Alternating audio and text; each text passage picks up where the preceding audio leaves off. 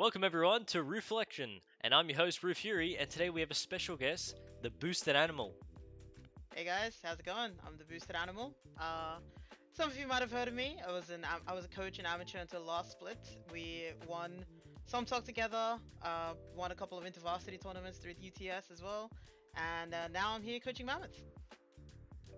So, this is week 3 of LCO Split 2, and the games was against Kanga and Gravitas.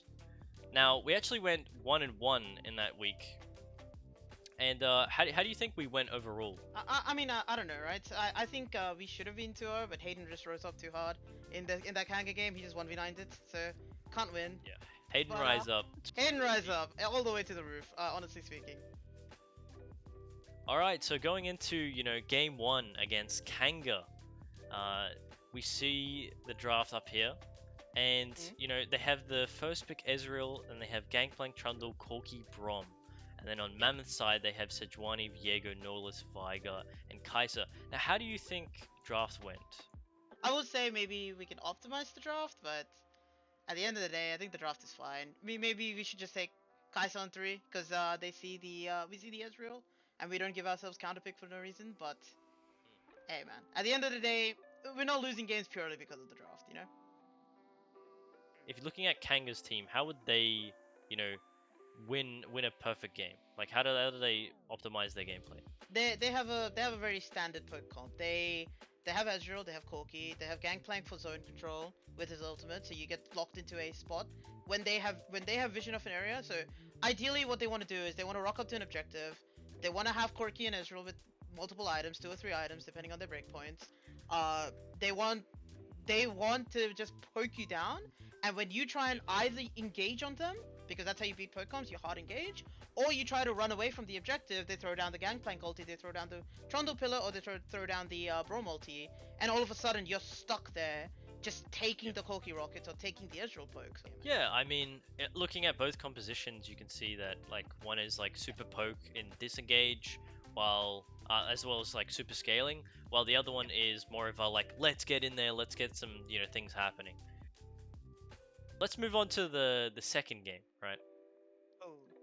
And that game is against Gravitas. Yep. Now, if we're looking here at draft number 2 of Gravitas game, it was Ezreal first pick again, and we see the Udyr, we see Yuumi, Corki, and then Na 5th, and we see on the Mammoth side that they have Kalista, Viego, Kayle, Rakan, and Yone. Now, what do you think about Kanga's draft first off? Right, so sorry, you mean Gravitas' draft? Gravitas, yes sir. Yep, so Gravitas has a very similar type of composition, right? So, but this one is a lot more heavily geared towards counter engage and stopping you from actually coming in the first place. They don't have a lot of tools to sort of stop you from going out, which I think that was the key difference in between the 2 games, right? Kanga's was more versatile in the sense that they could just put down that Gangplank ultimate, and that acts as it's a disengage and an engage tool. Same with Pillar, same with Brom ulti. Brom ulti not so much, but with Gravitas, it's like, well, how are they gonna stop you from leaving? What, they're gonna Udyr, walk at you, or they're gonna Yuumi ult you, right? So they don't have a lot of tools along those lines. So Mammoth, I think this game, and our comp is also very similar. I think we have that hard engage coming in from Rakan, from the Kalista ulti as well thrown in. We have the Yone who could go in as well, and you saw multiple times Yone managed to get multi-man ultis with the Kayle ulti on top of him. Force that engage, get some nice CC on them. Yeah, exactly. So we managed to force that ulti. So as long as Gravitas doesn't play, if Gravitas mess up their disengage game, we were able to get really good engages, and because we had the security of the Kayle ulti and the scaling from the Kayle ulti, it's not even that they necessarily outscale. I think they definitely do outscale us, but it's like on a very small, it's a much smaller margin. And because they can't actually stop us from leaving out of their poke range, we have a lot of opportunities where we can just sort of rock up to an objective, they have control, and be like, you know what, see you later, and walk away. And they can't really do much about it. But Kanga, we were sort of like, we rock up to an objective, they have control, we're like, alright, well, we can't actually leave, and we can't actually go in. So we're doing something. Yeah.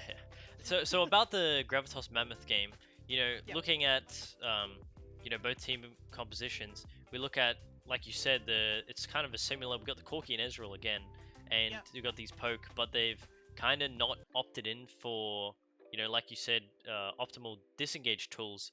So it's like, Yep. how would they be able to, get a, like, if it was like a perfect world, like, what do they need to do to just like win? So I think I actually think Grav. I actually think Grav is gonna find this game pretty hard to win, just overall in general. So they have a lot of variables that they have to watch out for, right? They have to wait for Corki Ezreal scaling. A.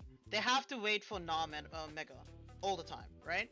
And if they rock up to an objective, like I said, like Mammoth doesn't have to commit to anything in terms of any of this. Like Yone and Kale relatively okay. Yone and Kale are also a lot better in a side lane.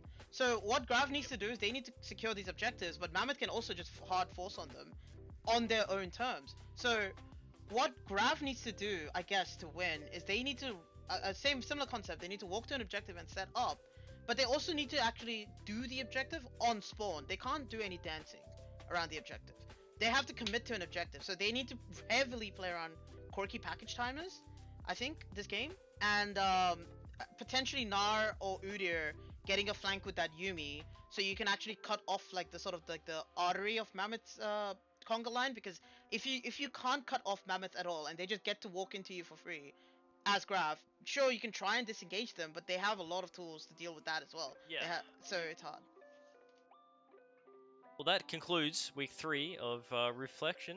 Thank you to our fantastic guest, Mr. Boosted Animal. Thank you to the host. Fantastic host himself. Yeah, and thank you to everyone who's watching. Thank you all around. I'm your host, Reufury, as always, and see you later.